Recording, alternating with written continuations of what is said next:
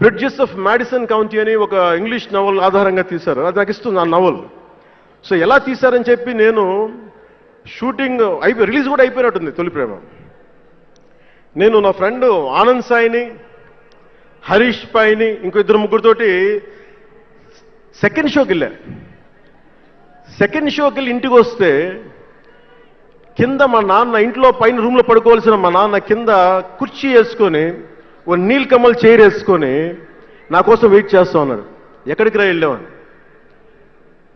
Shooting అన్నాడు. Shooting అదని సినిమాకి వెళ్ళానంటే ఆయన ఎట్లా తిట్టాడంటే నన్ను నేను చాలా తప్పుడు పనులు చేసేస్తున్నట్టుగా, ఏదో బార్లో కూర్చొని తాగేసినట్టుగా.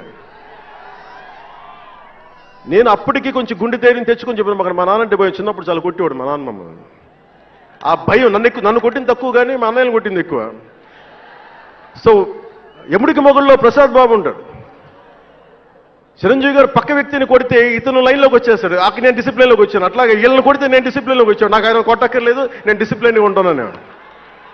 సో నాకు మా నాన్న చూడగానే భయం వేసింది. కొడతాడా గబుక్కున్నా బాగుండదేమో అనుకునేవాడు. నేను చెప్పాను కొంచెం బలం తెచ్చుకొని 3 సినిమాలు హిట్లు వచ్చినాయి, 4వ సినిమా రిలీజ్ అయ్యి హిట్ అయిన తొలి ప్రేమ. నానా నేను హీరో నన్న సంగతి కూడా మర్చిపోకు, నువ్వు అర్థం చేసుకో అని చెప్పాను. ఇంకా ఎక్కువ తిట్టాడు.